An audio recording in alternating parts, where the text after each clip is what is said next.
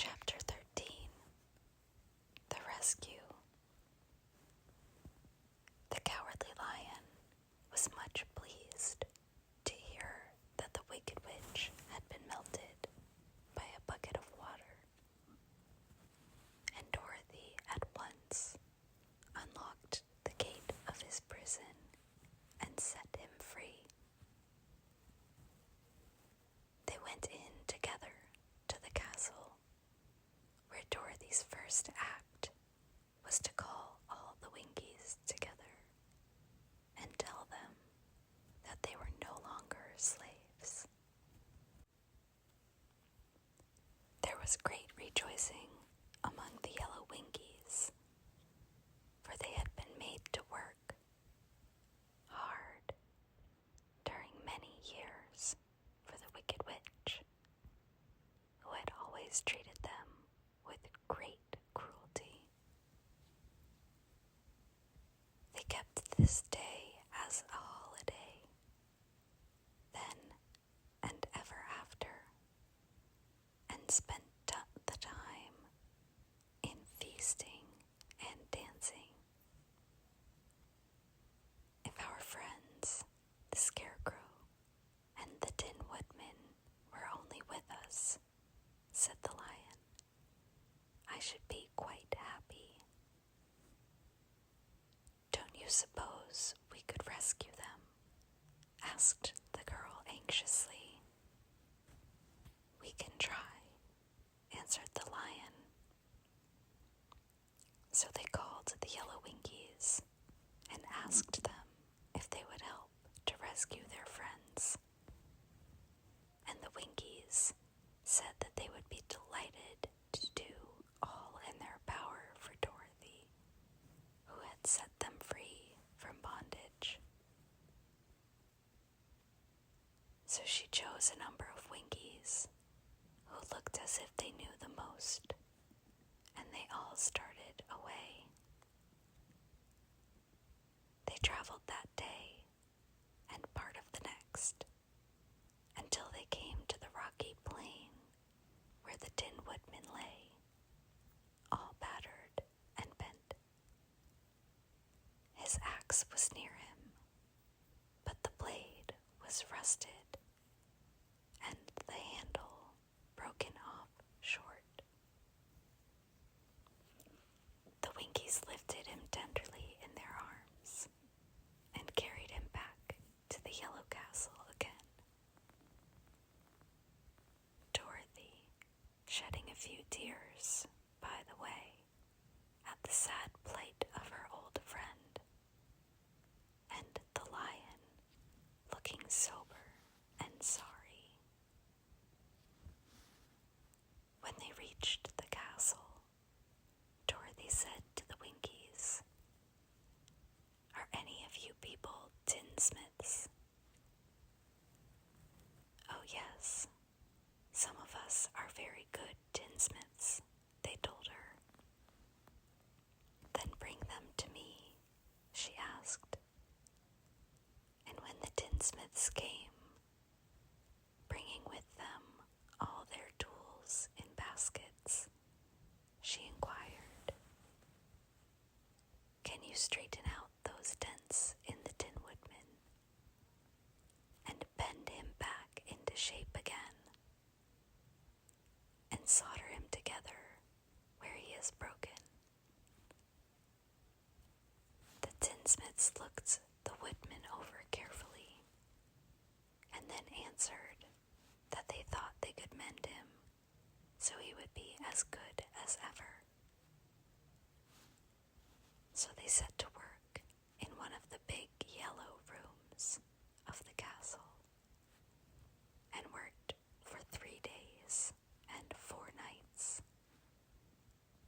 hammering and twisting and bending and soldering and polishing and pounding at the legs and body and head of the Tin Woodman, until at last he was straightened out into his old form, and his joints worked as well as ever.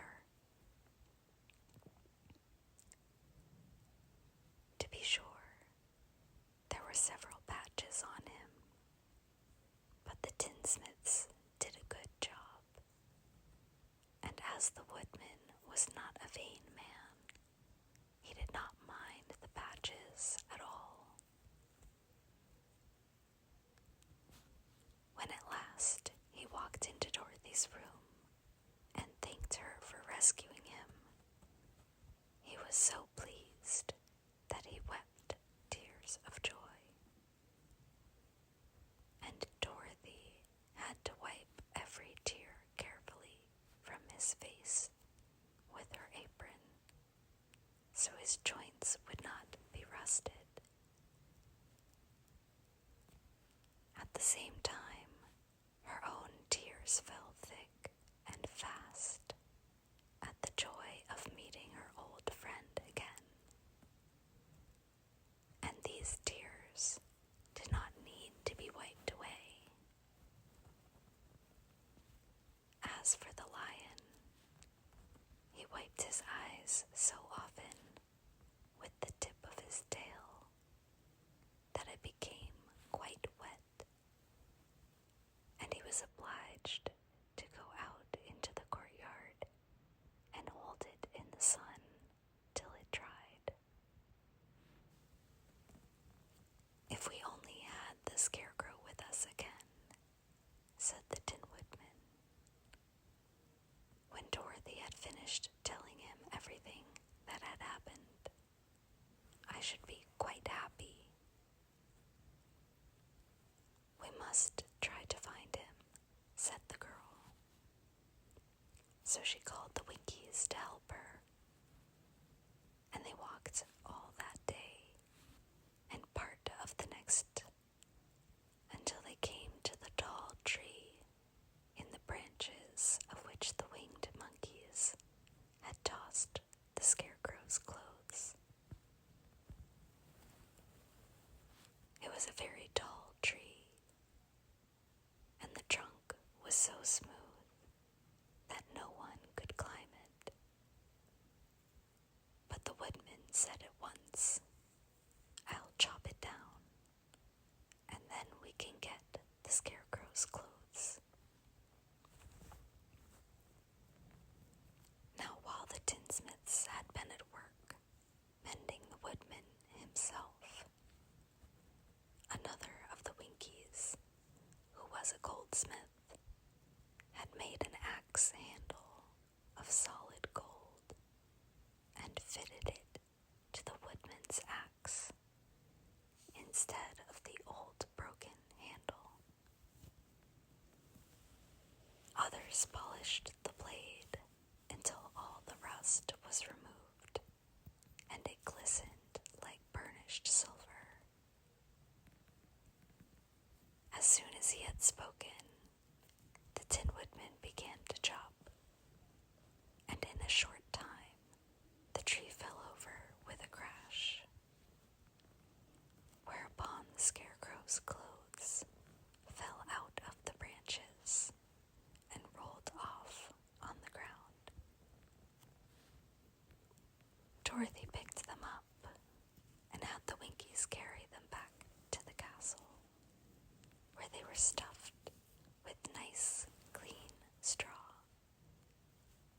And behold, here was the Scarecrow, as good as ever, thanking them over and over again for saving him. Now that they were reunited, Dorothy and her friends spent a few happy days at the Yellow Castle, where they found everything they needed to make them comfortable. But one day, the girl thought of Aunt Em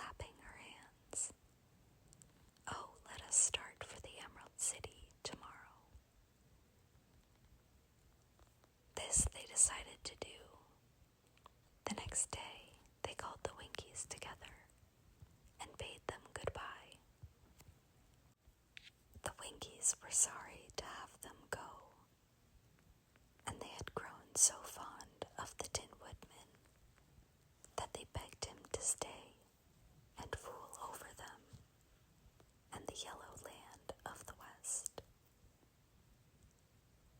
Finding they were determined to go, the Winkies gave Toto and the lion each a golden collar, and to Dorothy they presented a beautiful bracelet studded with diamonds, and to the Scarecrow they gave a gold-headed walking stick to keep him from stumbling, and to the Tin Woodman they offered a silver oil can, inlaid with gold and set with precious jewels. Every one of the travelers made the Winkies a pretty speech in return, and all shook hands with them until their arms ached. Dorothy went to the witch's cupboard to fill her basket with food for the journey, and there she saw the golden cap. She tried it on her own head and found that it fitted her exactly. She did not know anything about the charm of the golden cap, but she saw that it was pretty, so she made up her mind to wear it and carry her sunbonnet in the basket. Then, being prepared for the journey, they all started for the Emerald City, and the Winkies gave them 3 cheers and many good wishes